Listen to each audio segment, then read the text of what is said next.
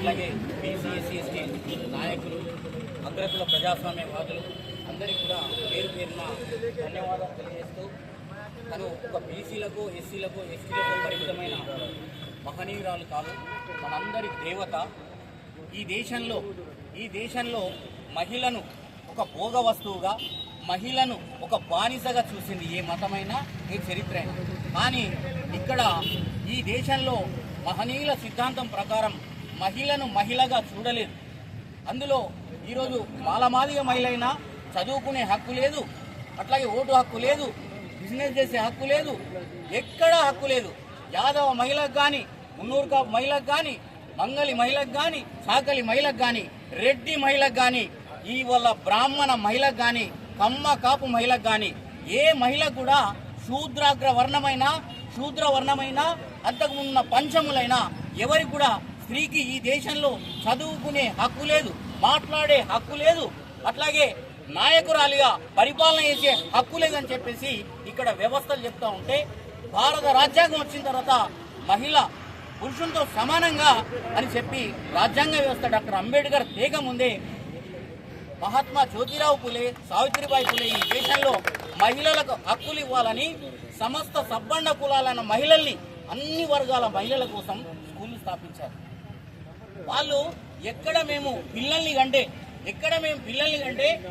ఈ బిడ్డలందరికీ, మహిళా బిడ్డలందరికీ వాళ్ళకు చదువు చెప్పడం దూరం అవుతుందని ఆకుపసరు దాగి వాళ్ళు పిల్లలు కనకుండా మన దేశంలో ఉన్న అన్ని కులాల మహిళలకు, బ్రాహ్మణ మహిళలకు, రెడ్డి మహిళలకు, కమ్మ మహిళలకు, కాపు మహిళలకి, బీసీ ఎస్సీ ఎస్టీ మహిళలకు, మైనారిటీ మహిళలకి అందరికీ కూడా చదువు నేర్పిన మొదటి తల్లి మన ఆరాధ్య దేవత ఈరోజు మన సావిత్రిబాయి పులే.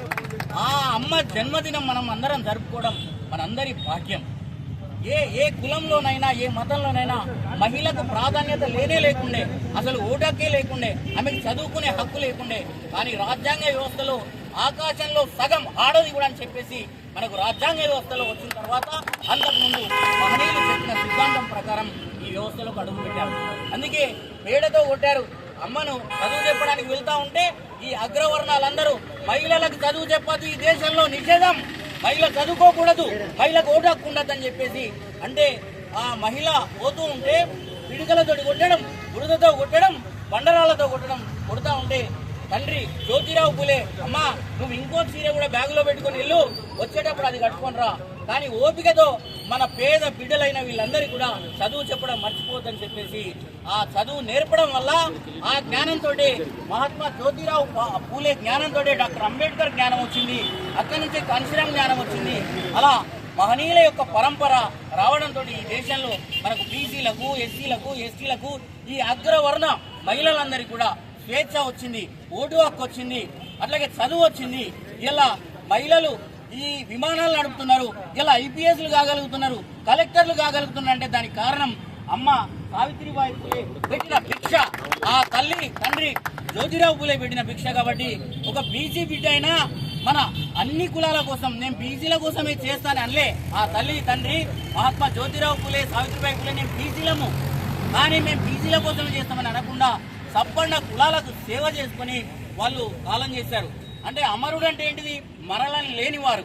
నిజమైన అమరులు ఈ తల్లి, ఆ తండ్రి అందరూ అంటే మరణం లేనివారు వాళ్ళందరూ. కాబట్టి ఆ మహనీయులకు మనము సదా కృతజ్ఞతగా ఉండి మనం బీసీ, ఎస్సీ, ఎస్టీ, అగ్రకుల పేదలు, అగ్రకుల ప్రజాస్వామ్యవాదులు, ముస్లిం మైనారిటీలు మనమందరం ఏకమై ఒక ప్రజాస్వామ్య జ్ఞానంతో ఆలోచిస్తూ ఈ దేశంలో ఎవరికి అన్యాయం జరిగింది, నిజమే కదా, అన్యాయం జరుగుతున్న పీడిత వర్గాలేంటి, వాళ్ళకు మా మద్దతు ఉండాలి, ఆలోచన ఉండాలి, అందరూ పరిపాలనలో, అడ్మినిస్ట్రేషన్లో, విభాగంలో అందరూ కూడా కలిసి ఉండాలి, అందరం సమరాజ్యంతో ఉండాలని చెప్పేసి మనము ఈ చూడలో భవిష్యత్తులో అందరం కలిసికట్టుగా ప్రతి కార్యక్రమాన్ని జరుపుకొని మనం అందరం అన్నదమ్ముల వలె ఉండాలని బీసీ, ఎస్సీ, ఎస్టీ, జేఏసీ తరఫున, రాష్ట్ర కమిటీ తరఫున, ఇచ్చోడ మండల శాఖ తరఫున మీకు తెలియజేస్తూ ప్రతి కార్యక్రమంలో మీ అందరినీ నేను భాగస్వామ్యం చేస్తానని మీ అందరికీ కోరుకుంటూ ఈ అవకాశం ఇచ్చినటువంటి మీ అందరికీ కూడా పేరు పేరున ధన్యవాదాలు తెలియజేస్తాను.